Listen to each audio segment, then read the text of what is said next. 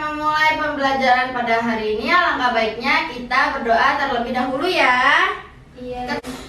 Ketua kelas, boleh dipimpin? Ayo, El. Baiklah teman-teman, sebelum memulai pembelajaran, alangkah baiknya kita berdoa terlebih dahulu. Berdoa mulai. Berdoa selesai. Oke, sekarang kita menyanyikan lagu Indonesia Raya dulu ya. Iya, Bu. Ya, berdiri semuanya. Berdiri ya. Hiduplah Indonesia Raya. 1, 2, 3. Indonesia tanah airku, tanah tumpah darahku. Di sanalah aku berdiri, jadi pandu ibuku. Tanahku negeriku yang ku cinta, Indonesia yang merdeka, merdeka. Hiduplah Indonesia Raya. Oke, silakan duduk kembali. Iya, Ibu.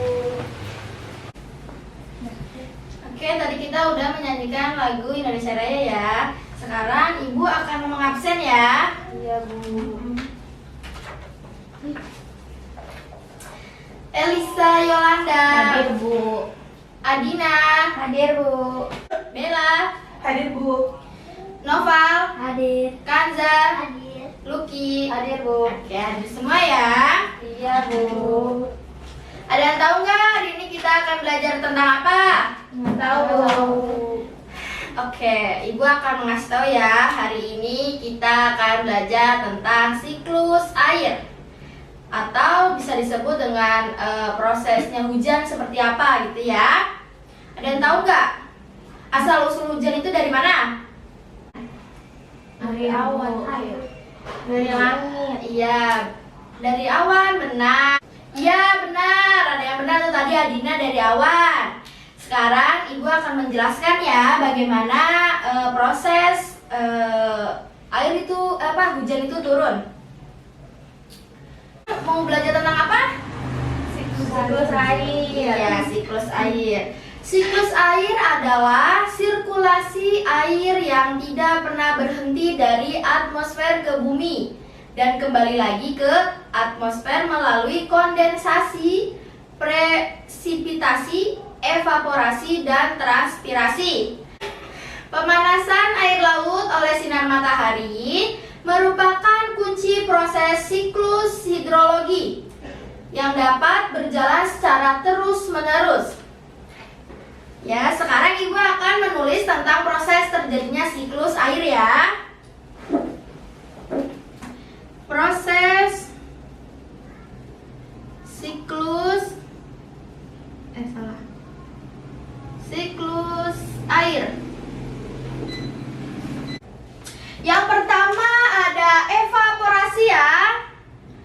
Evaporasi. Yang kedua ada kondensasi. Kondensasi. Yang ketiga ada presipitasi.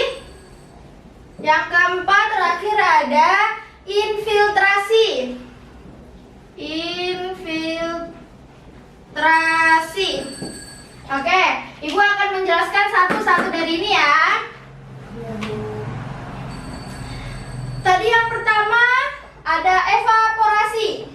Evaporasi itu adalah air-air yang tertampung di badan air seperti danau, sungai, laut, sawah, bendungan atau waduk berubah menjadi uap. Menjadi uap air ya, karena adanya panas dari matahari. Setelah itu yang kedua ada kondensasi. Kondensasi ialah uap air naik hingga mencapai suatu titik-titik ketinggian tertentu, berubah menjadi partikel-partikel es berukuran sangat kecil melalui proses kondensasi. Oke? Yang ketiga tadi ada presipitasi, ialah proses mencairnya awan akibat pengaruh suhu udara yang tinggi. Pada proses inilah yang terjadinya hujan. Butiran-butiran air jatuh membasahi permukaan bumi. Yang terakhir ada infiltrasi. Ialah sebagian kecil diantaranya akan bergerak ke dalam pori-pori tanah, merembes dan terakumulasi menjadi air tanah. Itulah proses sirkulasi terjadinya hujan. Selanjutnya ada macam-macam siklus air. Ada siklus pendek, siklus sedang, dan siklus panjang. Siklus pendek ialah air laut yang menguap melalui proses kondensasi berubah menjadi butiran-butiran air yang halus atau awan, dan selanjutnya hujan tersebut jatuh ke laut. Yang kedua ada siklus sedang. Siklus sedang adalah air laut yang menguap lalu dibawa oleh angin menuju daratan dan melalui proses kondensasi lalu berubah menjadi awan. Selanjutnya jatuh sebagai hujan di daratan dan selanjutnya meresap ke dalam tanah. Kemudian kembali ke laut melalui sungai-sungai atau saluran. Selanjutnya ada siklus panjang. Siklus panjang adalah air laut yang menguap setelah menjadi awan melalui proses kondensasi lalu terbawa oleh angin ke tempat yang lebih tinggi di daratan dan terjadilah hujan salju atau es di pegunungan-pegunungan tinggi. Nanti Ibu akan ngasih lihat ya siklus pendek seperti apa, siklus sedang seperti apa, dan siklus panjang ya. Di akhir pembelajaran. Selanjutnya Ibu akan menerangkan manfaat air bagi makhluk hidup. Manfaatnya berfungsi penting bagi manusia untuk makan, minum, terus untuk apa lagi? Cuci, terus mandi bisa, terus Nyiram tanaman. iya, betul sekali, semua yang disebutkan betul. Oke, biar lebih jelasnya Ibu akan menampilkan video ya, disimak dengan baik. Makhluk hidup di bumi pasti membutuhkan air untuk keperluan sehari-hari. Misalnya saja untuk minum, mencuci pakaian, fotosintesis, sarana transportasi, dan berbagai kegiatan lainnya. Tahukah kalian, meskipun 70% permukaan bumi adalah air, hanya 1% diantaranya yang dapat kita minum.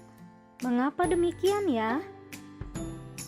Air yang kita gunakan sehari-hari merupakan air yang didapatkan melalui proses siklus air. Siklus air adalah sirkulasi atau perputaran air secara terus-menerus dari bumi ke atmosfer, lalu kembali lagi ke bumi. Tahap pertama siklus air adalah evaporasi. Evaporasi adalah proses penguapan air yang ada di permukaan bumi akibat panas dari sinar matahari. Sinar matahari memanaskan seluruh permukaan bumi sehingga air di laut, danau, sungai, tanah, bahkan dari keringat kita pun akan menguap ke atmosfer. Eits, tapi tenang aja ya adik-adik, air yang menguap itu adalah air yang bersih karena ketika terjadi penguapan, kotoran pada air tidak ikut menguap. Proses penguapan air dapat terjadi pada tumbuhan juga yang disebut dengan transpirasi. Transpirasi adalah air yang telah digunakan tumbuhan untuk melakukan fotosintesis, sehingga dikeluarkan kembali oleh tanaman melalui pori-pori daun. Air yang naik ke atmosfer pada ketinggian tertentu akan berubah menjadi partikel es yang berukuran sangat kecil karena pengaruh suhu yang lebih rendah daripada di permukaan bumi. Proses ini disebut kondensasi. Partikel-partikel es tersebut akan saling mendekat satu sama lain sehingga membentuk awan dan kabut yang sangat tebal. Air yang sudah terkondensasi akan terus bertambah volumenya sehingga atmosfer tidak mampu menahan titik-titik air dan akhirnya air turun ke permukaan bumi. Apabila suhu sangat rendah, yakni di bawah 0 derajat Celcius, tetesan air jatuh sebagai hujan salju atau hujan es. Proses ini dikenal dengan istilah presipitasi. Air hujan akan terjadi baik di darat maupun di laut. Air yang jatuh di permukaan tanah akan bergerak dan berpindah dari tempat yang lebih tinggi ke tempat yang lebih rendah melalui saluran-saluran seperti sungai dan got, sehingga air akan kembali ke danau, laut, dan samudra. Tidak semua air hujan kembali ke laut, tetapi sebagian dari air tersebut akan meresap ke dalam tanah. Air di dalam tanah akan menjadi air tanah. Air tanah akan berkumpul dan keluar melalui sumur. Peristiwa ini kita sebut dengan infiltrasi. Dari peristiwa tadi, siklus air menghasilkan air bersih yang berguna untuk kehidupan manusia. Namun, tidak semua orang tahu kalau beberapa aktivitas mereka akan mengganggu proses siklus air. Misalnya saja, kegiatan pemborosan air. Semakin hari, jumlah air yang dibutuhkan manusia semakin banyak. Ini dikarenakan jumlah populasi manusia yang semakin banyak, sehingga kebutuhan air semakin tidak terkendali. Namun, manusia masih saja menggunakan air secara berlebihan tanpa tahu bagaimana cara memanfaatkan air dengan benar. Yang kedua adalah penebangan hutan.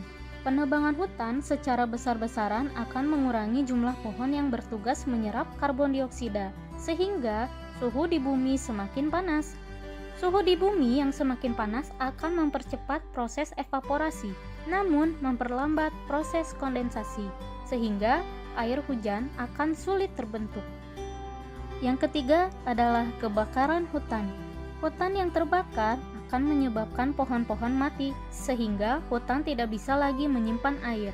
Padahal, akar-akar pohon di hutan mampu menyimpan air yang sangat banyak. Keempat, pembangunan. Pembangunan yang banyak dilakukan adalah menebang pohon dan penutupan tanah oleh aspal maupun beton untuk dijadikan pemukiman, gedung-gedung, maupun jalan raya. Sulitnya air masuk ke dalam tanah akan mengurangi jumlah air di dalam tanah. Oke, dari video yang tadi sudah Ibu tayangkan, ada yang ingin bertanya atau sudah paham semua?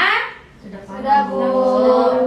Oke, baik, kalau sudah paham, Ibu akan membagikan kalian menjadi dua kelompok yang terdiri dari tiga orang ya. Ya, Bu. Kalian nanti menggambar siklus air ya, yang tadi sudah Ibu lihatin video. Ya, Bu. Diingat kan? Ingat kan? Gimana gambarnya? Ya, Bu. Oke. Kalau lupa gimana, Bu? Kasih yang belakangnya. Ibu ini nggak dijawab tadi. Apa? Kalau lupa gimana? Sebisa mungkin. Lagi, Bu, gambarnya, Bu. Iya, nanti Ibu tayangin lagi ya. Ibu kasih gambarannya seperti apa. Ya, Bu. Ya. Waktu pengerjaan 15 menit ya. Dimulai dari sekarang. Oke, waktunya sudah habis ya. Sudah semua? Sudah, Bu. Ya, dipegang dulu ya. Sekarang Ibu akan membagikan tugas individu dikerjakan masing-masing. Oke? Baik, Ibu Bu. kasih waktu 15 menit juga. Nih, dibagi ke belakang ya, open.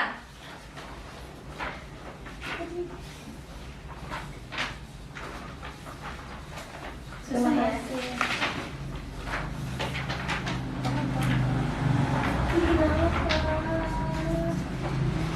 Dikerjakan sungguh-sungguh agar nilainya baik, oke?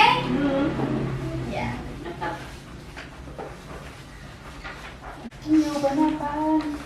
Udah semua? Udah, Bu. Oke, yang sudah boleh dikumpulkan sama tugas yang menggambarnya. Ini, Bu. Ya.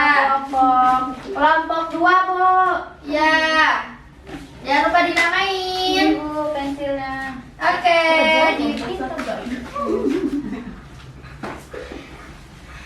Jika sudah Ada yang ingin ditanyakan nggak tentang materi tadi? Kamu duduk tempat kamu dong. Sudah jelas semua? Oke, sekarang duduk ke tempat masing-masing lagi ya. Dirapihin. Berhubung waktunya sudah habis, kita akhiri ya. Sebelum itu kita menyimpulkan materi pada hari ini dulu ya. Kita tadi belajar tentang Siklus air. Ya, siklus air. Proses siklus air ada yang pertama Evaporasi. yang kedua Kondensasi. yang ketiga Presipitasi. yang keempat Infiltrasi. ya. Macam-macamnya tadi ada 3. itu siklus Pendek, sedang, panjang. Iya benar. Berhubung sudah bel, kita akhiri pembelajarannya ya dengan berdoa dulu. Ayo ketua kelasnya tadi pimpin. Baiklah teman-teman, untuk mengakhiri belajar hari ini, marilah kita berdoa bersama-sama. Berdoa dimulai. Berdoa selesai. Alhamdulillah. Kita akhiri pembelajaran pada siang hari ini. Wassalamualaikum warahmatullahi wabarakatuh. Waalaikumsalam warahmatullahi wabarakatuh. Terima kasih, Bu. Sama, boleh pulang. Ya Ibu. Padre Cristo vivo.